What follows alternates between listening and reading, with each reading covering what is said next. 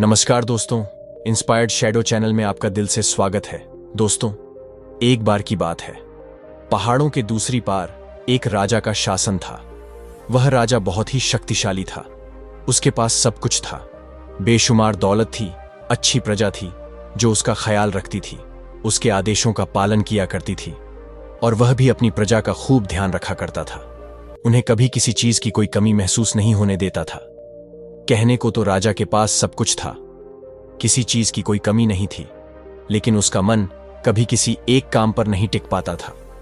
वह जब भी किसी भी चीज को करने का प्रयास करता तो उसका ध्यान कहीं भटक जाता था। इस चीज को लेकर वह बहुत चिंतित रहता था। कई बार वह अपने बगल के राज्य के राजाओं से भी मिला था और सभी ने उसे अलग अलग राय दी। सभी ने उस राजा को अलग अलग तरीके बताए। जो भी तरीके उस राजा ने सुने थे, उन तरीकों को अपने जीवन में उतारा, लेकिन उन उपायों से उसे कोई लाभ ना मिला, जिसके कारण वह हमेशा चिंतित रहता, परेशान रहता। कई बार तो रातों को उसे नींद भी नहीं आती थी और केवल करवटें बदलता रहता। एक दिन राजा के कानों तक एक बात पहुंची कि उसके राज्य में एक ऐसा साधारण व्यक्ति है जिसके शब्द अनमोल हैं।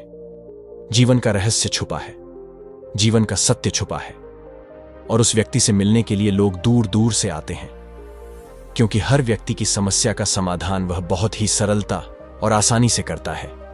यह बात सुनकर राजा बहुत प्रसन्न हुआ। उसे लगा कि अब उसके सवालों का जवाब उसे मिल जाएगा। इतनी तारीफ सुनकर राजा ने यह तय किया कि वह तुरंत ही जाकर उस व्यक्ति से मिलेंगे और उसे यह भी पता चल जाएगा कि जो लोग उनकी इतनी तारीफ कर रहे हैं, क्या वह सच है या नहीं। अगले दिन सुबह सुबह वह राजा उस व्यक्ति से लड़ने के लिए निकल गया। रास्ता कुछ ज्यादा ही लंबा था, जिस कारण राजा ने बीच रास्ते में आराम किया। वहां पर उपस्थित हर कोई उस व्यक्ति के बारे में जानता था। जब राजा ने उनसे उस व्यक्ति के बारे में पूछा तो वे लोग उस साधारण व्यक्ति की खूब तारीफ कर रहे थे। तभी राजा ने सोचा कि लगता है यह व्यक्ति बहुत बुद्धिमान है, बहुत ज्ञानी होगा और प्रभावशाली व्यक्ति होगा, अन्यथा हर कोई उसकी इतनी तारीफ नहीं करता। जरूर ही उस व्यक्ति में ऐसी कोई बात होगी जिसके कारण हर कोई उन्हें जानता है और उनकी तारीफ कर रहा है। उस व्यक्ति की तारीफ सुनकर राजा के मन में उससे मिलने की उत्सुकता और अधिक बरच गई। अब वह राजा जल्द से जल्द उस व्यक्ति से मिलना चाहता था, जिसके कारण वह आगे का सफर तय करना शुरू कर देता है। जैसे जैसे वह राजा उस व्यक्ति के आश्रम पहुंचता है, आश्रम में उसे कोई नजर नहीं आता। आश्रम के पीछे एक छोटा सा बगीचा। जब राजा वहां पहुंचता है तो उसने देखा कि एक माली बगीचे में काम कर रहा है। उसका पूरा शरीर मिट्टी से लटपट है, पैरों में कोई चप्पल नहीं है। इसको देखकर राजा ने माली से कहा, सुनिए महोदय, इस आश्रम के गुरु कहाँ हैं? मैं उनसे मिलने आया हूं। इस पर वह माली जवाब देते हुए कहता है, श्रीमान, आप अंदर बैठिए, मैं उन्हें बुलाता हूं, वे जल्द ही आपसे मिलेंगे। बात सुनकर राजा अंदर कुटिया में जाकर बैठ गया और उसका आश्रम में आने का इंतजार करने लगा। कुछ देर प्रतीक्षा करने के बाद जब साधारण व्यक्ति उस राजा के सामने पहुंचा, उसने देखा कि यह तो वही व्यक्ति है जो बगीचे में काम कर रहा था। राजा ने उन्हें नमस्कार किया और बहुत हैरानी से कहा, अरे आप तो वही माली है जो बाहर बगीचे में काम कर रहे थे, लेकिन अब की बार तो माली एक भिक्षु के रूप में आया था। तभी भिक्षु राजा से कहते हैं, सम्राट, मेरा मजाक माफ कीजिए, मैं बगीचे में छोटा सा काम कर रहा था। मैं यहां का मालिक हूं और मैं ही वह असाधारण व्यक्ति हूं जिससे आप यहां इतनी दूर मिलने आए हैं। कृपया करके अपने आने का कारण बताएं। इस पर राजा उन भिक्षु से कहते हैं, हे महाराज, मैंने सुना है कि आप जैसा व्यक्ति इस पूरे राज्य में नहीं है। मैंने आपकी तारीफ सुनी है, मैंने आपके बारे में कई सारी अच्छी बातें सुनी हैं। मैंने यह भी सुना है कि आपके पास जो भी अपनी समस्या लेकर आता है, उसकी समस्या का समाधान आप अवश्य करते हैं। इसी कारण मैं आज आपसे यहां पर मिलने आया हूं और मैं आपसे उपदेश चाहता हूं, लेकिन मेरे मन में एक शंका है। इस पर भिक्षु राजा से कहते हैं, कैसी शंका है? इस पर राजा कहता है, मैंने बहुत से विद्वानों को देखा है, बहुत से ज्ञानियों को देखा है। वे जब भी चलते हैं तो उनके पास तरह तरह के ज्ञान की किताबें होती हैं। उनके पास ऐसा कोई ना कोई संकेत जरूर नजर आता है जिससे यह पता चल सकता है कि वे लोग ज्ञानी हैं। आपके पास तो ना कोई ज्ञान की किताबें हैं और ना ही कोई ऐसे संकेत आप में नजर आ रहे हैं, लेकिन उसके बावजूद आप बहुत शांत नजर आ रहे हैं। क्या आप मुझे इसका रहस्य बता सकते हैं? इस पर भिक्षु मुस्कुराने लगे और राजा से कहते हैं, मेरा ज्ञान तो इस संस्कार में प्रकृति के रूप में हर जगह है। मैं अपना ज्ञान जीवन की सरल और साधारण वस्तुओं से ही लेता हूं। पर महाराज, आप यहां किसी समस्या को लेकर परेशान हैं। कृपया आप मुझे आपके यहां आने का कारण समझाएं।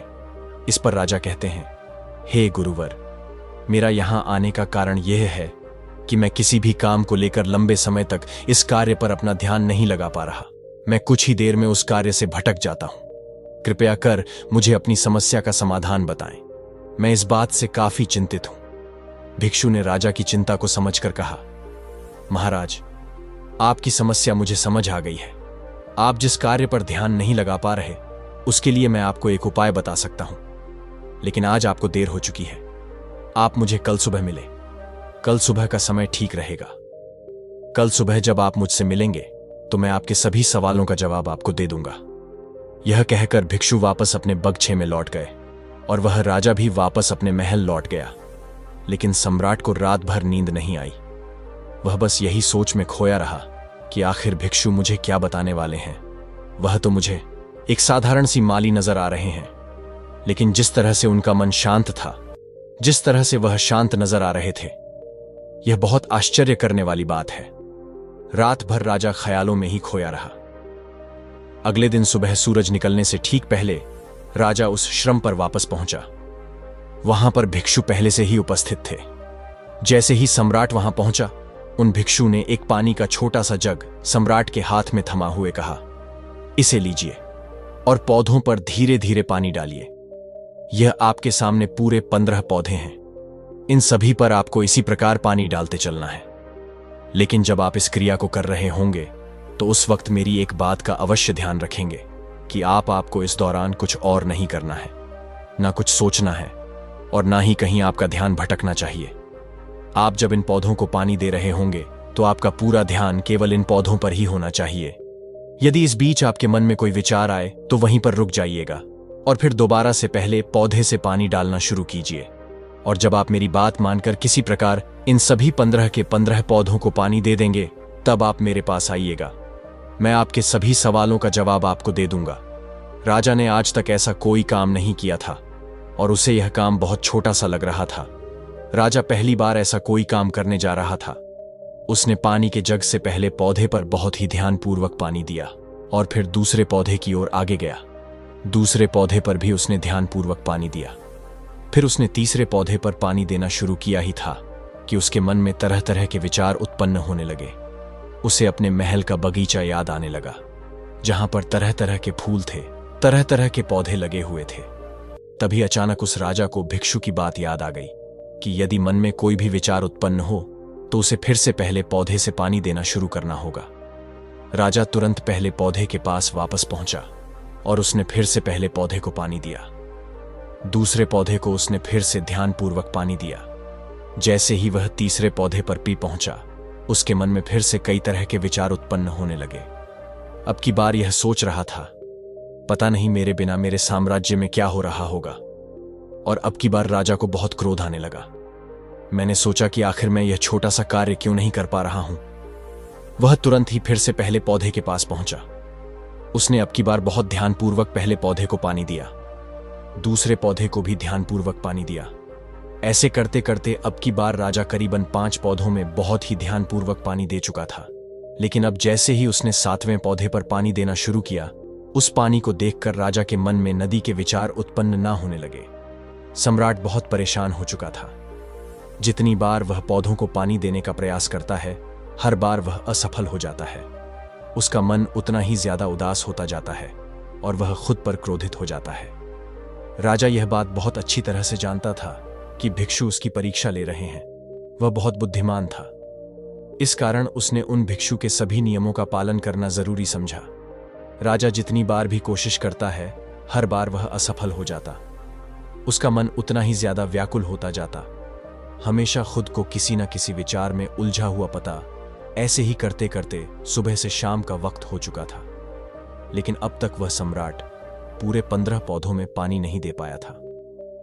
जब भिक्षु लौटकर शाम को वापस आश्रम लौटे तो उन्होंने देखा कि वह राजा थक हार कर बैठा हुआ है और तरह तरह की बातों में उलझा हुआ है। तभी भिक्षु राजा के पास पहुंचे और कहने लगे, राजन, मैं तुम्हारी ईमानदारी से बहुत खुश हूं। तुमने अपने कार्य को पूरे मन और लगन के साथ करने का पूरा प्रयास किया। इसलिए जो बात मैं तुम्हें बताने जा रहा हूं उसे बहुत ही ध्यानपूर्वक सुनना और समझने का प्रयास करना। जब हमारा मन विचारों से खाली हो जाता है तब उसमें मन का असली स्वरूप नजर आता है। तब साधारण से साधारण सा काम भी हमें ज्ञान और शांति देता है।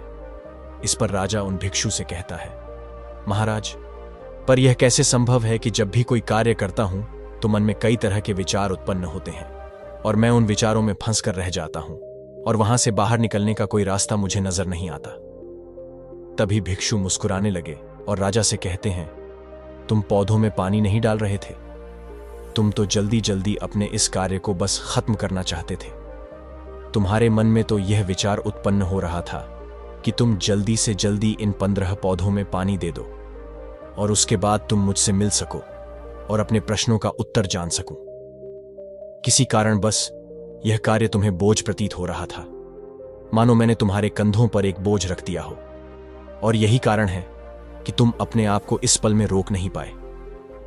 जब हमारे सामने रखा हुआ कार्य बोझ लगता है तो हम उसे बस जैसे तैसे खत्म करना चाहते हैं और उस काम को करते समय हम अपना पूरा ध्यान उस कार्य पर नहीं दे पाते। किंतु अगर तुम इस पल के महत्व को समझ पाए, इसके महत्व को महत्व दे पाए और केवल पौधों और पानी पर ध्यान देते तो तुम्हें कोई भी विचार परेशान नहीं कर पाता। इस पर राजा कहता है, महाराज, मुझे आपकी यह बात समझ में आ रही है कि मैं जल्दी जल्दी इस कार्य को खत्म करके आपसे मिलना चाहता था, जिस कारण मेरा मन इस कार्य में पूरी तरह से नहीं लग सका। लेकिन यह एक पल है जो हम जी रहे हैं, उस पल में रहना बहुत कठिन है क्या? मुझे इसके लिए कोई तपस्या या तप करना होगा? इस पर भिक्षु एक बार फिर मुस्कुराने लगे और राजा से कहते हैं, जिस शांत मन की तलाश तुम कर रहे हो वह शांत मन तो पहले से ही मौजूद है, वह तो पहले से ही तुम्हारे भीतर है।